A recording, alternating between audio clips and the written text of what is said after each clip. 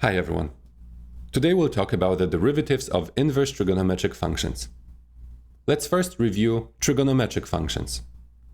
We are given a triangle and we must find the 6 major trigonometric functions. If you would like to try this exercise on your own first, stop the video now. You can download these notes using the link in the video description. Sine of theta is opposite divided by hypotenuse. In our case, that is 3 divided by 5. Cosine of theta is adjacent divided by hypotenuse. In our case, that is 4 divided by 5. Tangent of theta is opposite divided by adjacent. In our case, that is 3 divided by 4. Cotangent of theta is adjacent divided by the opposite. In our case, that is 4 divided by 3. Secant of theta is the same thing as 1 over cosine. Cosine of theta was the adjacent over the hypotenuse, which means that secant of theta must be hypotenuse divided by the adjacent. In our case, that is 5 divided by 4. Cosecant is 1 over sine, and sine of theta is opposite divided by hypotenuse, which means that cosecant is hypotenuse divided by the opposite. In our case, that is 5 divided by 3.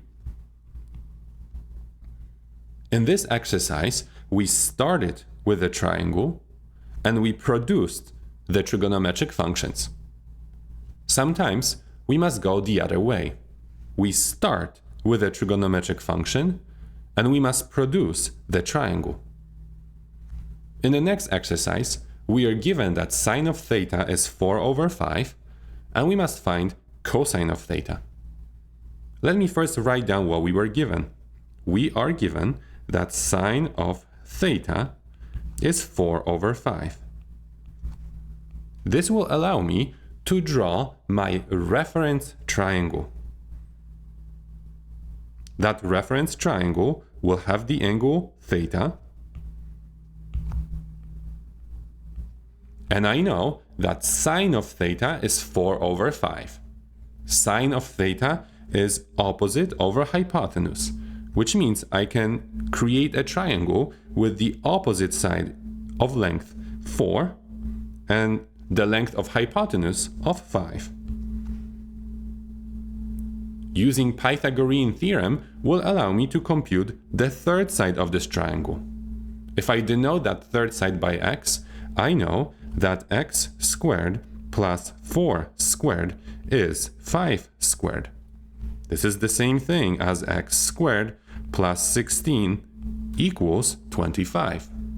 Subtracting 16 from both sides gives me x squared equals 9, and taking square root on both sides gives me that x is 3. Knowing that the third side is 3 allows me to find cosine of theta, because cosine of theta is adjacent over hypotenuse. In our case, that will be 3 over 5. So I get that cosine of theta is 3 over 5. In fact, having the reference triangle allows you to find any trigonometric function you want. We will use this technique to find derivatives of inverse trigonometric functions. Let's start with arcsine of x. Arcsine of x is the inverse function of sine of x. Sometimes people write it as sine inverse of x. Arcsine of x and sine inverse of x are the same thing. Take a look at the graph of arcsine of x. The graph has no breaks, no jumps, no corners, which suggests that arcsine of x is differentiable on its domain. The derivative exists. Let's find that derivative. I start by naming my function by the letter y, and I get y equals arcsine of x. My goal is to find the derivative of arcsine, which means my goal is to find dy dx. I can't simply take the derivative on both sides here because I don't know the derivative of arcsine of x. However, I know that arcsine of x is the inverse function of sine of x. Let me use this fact by taking sine on both sides. And I get sine of y equals sine of arcsine of x. Sine and arcsine are inverse functions, so they cancel each other. And I get sine of y equals x. Now, I know how to take the derivative on both sides of this equation. I take the derivative on both sides with respect to x. On the right side, I get 1. On the left side, I apply the chain rule because y is a function of x, so y is the inside function, and I get dy dx, that's the derivative of the inside function, times the derivative of the outside function. The derivative of sine is cosine.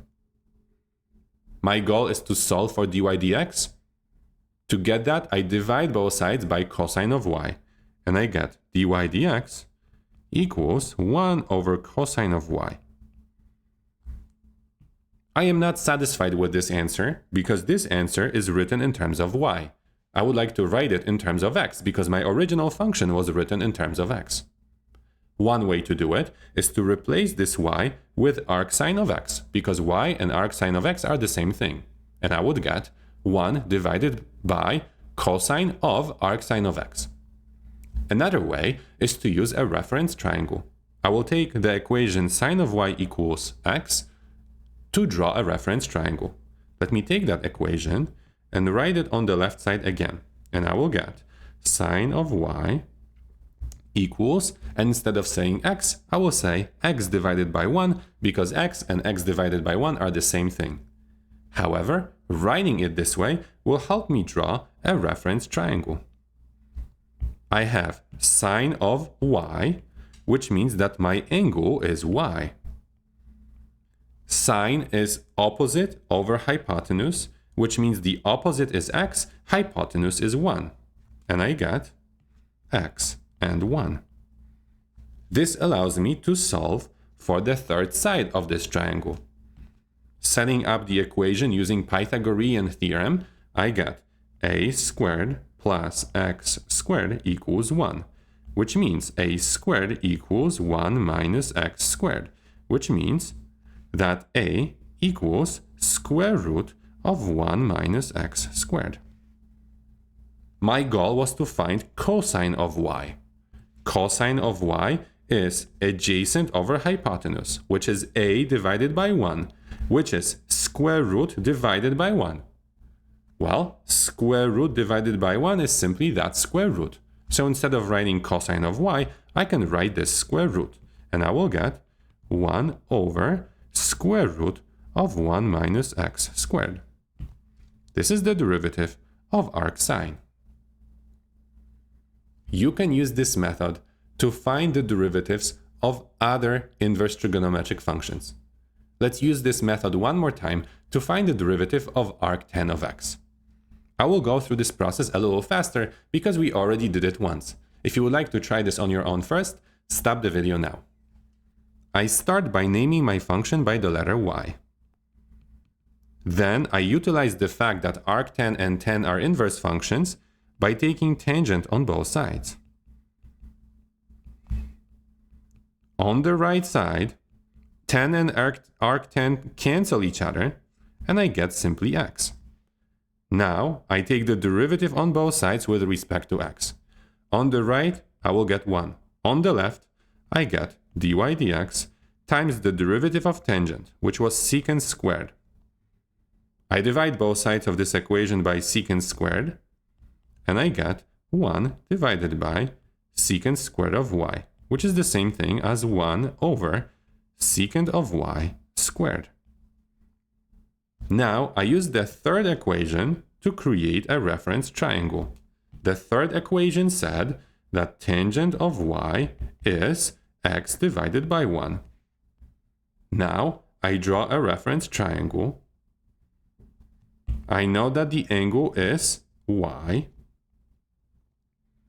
Tangent is opposite over adjacent, which means the opposite side is x, adjacent is 1. I want to solve for hypotenuse. When I do that, I will get that c squared equals 1 squared plus x squared, which means that c equals square root of 1 plus x squared.